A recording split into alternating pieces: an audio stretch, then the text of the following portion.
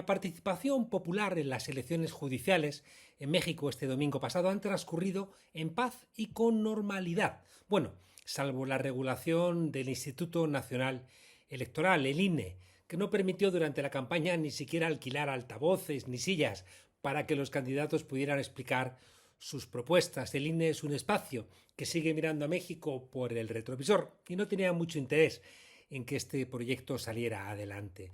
La presidenta Claudia Sheinbaum había hablado estos días de que una participación del 5% podría considerarse un éxito. No hay que olvidar que hablábamos de la primera vez que se nombraban a jueces con elección popular y que también es muy difícil conocer a la gente que participa, la gente que se presenta en una elección de estas características. La votación, por si no faltaran complicaciones, era compleja porque había muchos nombres, 6 circuitos y lo que no es menor, la judicatura no es un espacio que tradicionalmente haya despertado la emoción de la ciudadanía. Por eso se acompañó de una cosa que llamaron acordeones, que eran unos listados para que la gente pudiera orientarse.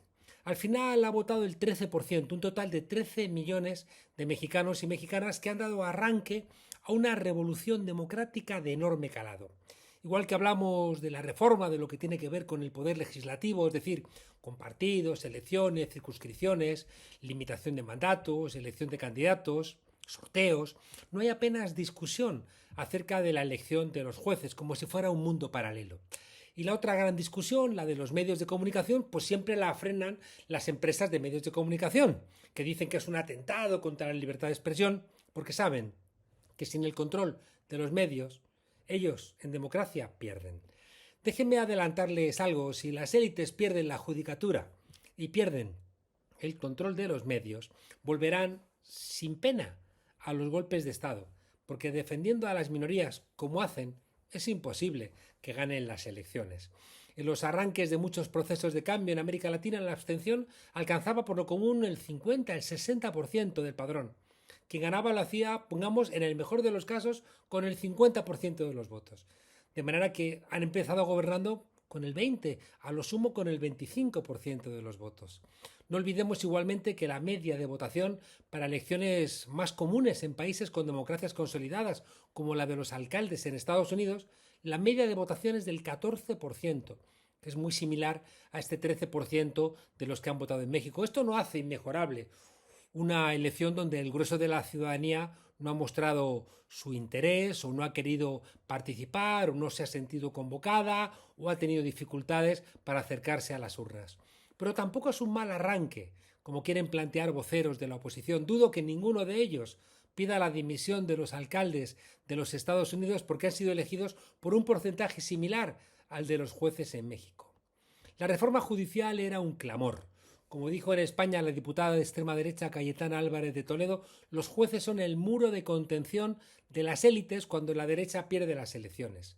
El sexenio de López Obrador se vio frenado porque los jueces que no se presentan a las elecciones invalidaban la puesta en marcha de reformas que habían sido refrendadas por el pueblo en las elecciones. En muchos lugares son los tribunales máximos donde las élites concentran sus esfuerzos para controlar esas salas. ¿Para qué? Para frenar los cambios. También no lo olvidemos, y en España ha sido un clásico, buscan tener como afines a los jueces que les corresponde juzgar los casos de corrupción de los políticos. Hubo un cierto escándalo en España, digo un cierto, porque como el protagonista era un político de la derecha no tuvo mayores consecuencias. El entonces portavoz del Partido Popular en el Senado, Ignacio Cosidó, afirmó, tras un acuerdo con el PSOE, donde se repartían los puestos, y para tranquilizar a sus miembros del partido, que había sido un gran acuerdo porque iban a controlar la Sala Segunda del Supremo por detrás. La Sala Segunda del Supremo es la que ha juzgado a los muchos ladrones del PP y además, claro, dejando libres a unos cuantos. En México el porcentaje de delitos que quedan sin castigo es escandaloso. Como escandalosa ha sido la colusión entre algunos jueces y grandes criminales, incluidos narcotraficantes y cárteles, y a eso había que ponerle solución. Decía cierto escándalo porque si esa frase hubiera provenido de un político de izquierdas en cualquiera de nuestros países, la derecha habría llamado al arcángel San Gabriel para que prendiera fuego a los pecadores con su espada flamígera.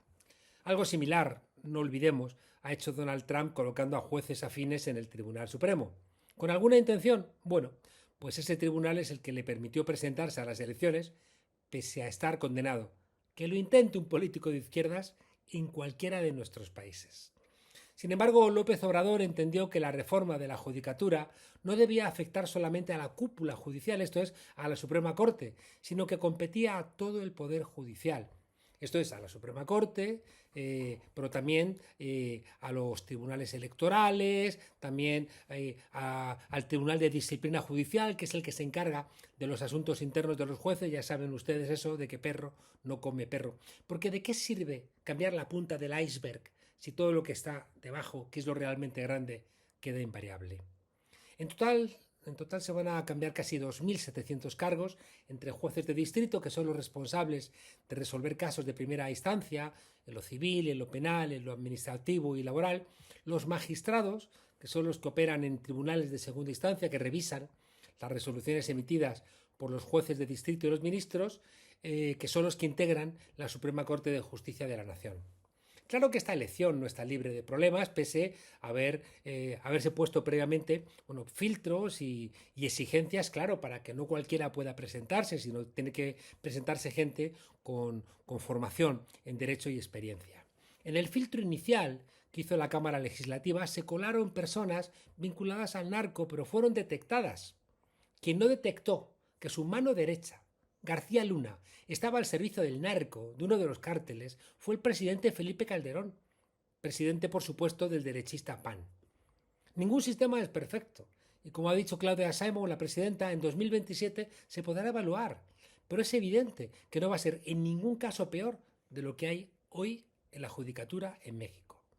Entre los candidatos a presidir la Suprema Corte destacan Hugo Aguilar Ortiz, que ha sido coordinador general de derechos indígenas del Instituto Nacional de los Pueblos Indígenas. Se trata de un jurista que participó en el Congreso Nacional Indígena como parte del cuerpo asesor del Ejército Zapatista de Liberación Nacional, del EZLN, en los diálogos de San Andrés, durante el diálogo para lograr la paz en Chiapas en 1996 y fue asesor a nombre de la organización Servicio del Pueblo Mixe. Está muy bien situado para poder presidir el Tribunal Supremo. También está Lenia Batres, la ministra del Pueblo, como se hace llamar, una mujer muy popular, una mujer muy beligerante contra los intentos de la anterior Corte de utilizarla para frenar los desarrollos legislativos y las políticas públicas de López Obrador, con experiencia en el Poder Legislativo, en el Ejecutivo, en las alcaldías, en el Gobierno de la Ciudad de México y en la última etapa en el Poder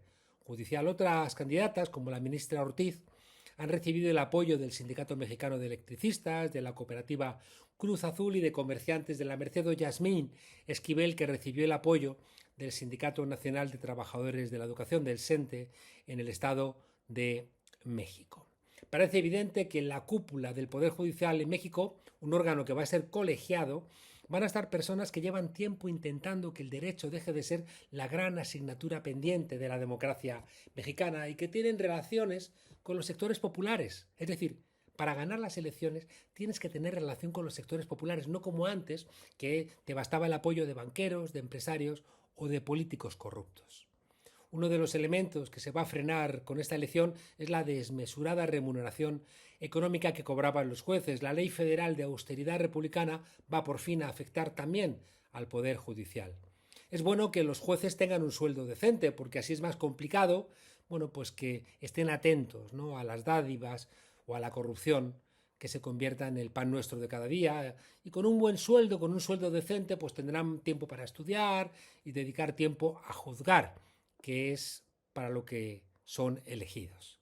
Pero las remuneraciones millonarias les hacían parte de la élite y por tanto han defendido siempre los intereses de la élite. En las mesas de los ricos han estado siempre los obispos, los banqueros, los jueces, el embajador de los Estados Unidos y no pocas veces los narcos. Con el Papa Francisco y León XIV parece que los obispos igual faltan a esa reunión. El embajador de los Estados Unidos sabe que ya no puede hacer lo que le dé la gana, como ha sido la norma. A los narcos se les detiene. Y con la elección popular de los jueces va a ser más fácil pues que los jueces coman tacos antes que comida francesa o jamón de jabugo. Así que en las cenas de las élites volverán a estar los que corresponden, aunque se aburran. He dicho en algún lugar que la elección popular de los jueces en México tiene un efecto simbólico como lo fue el fusilamiento de Maximiliano de Habsburgo un 19 de junio de 1867 en el Cerro de las Campanas, que marcó el fin del Segundo Imperio Mexicano y reafirmó la independencia de México frente a las potencias europeas.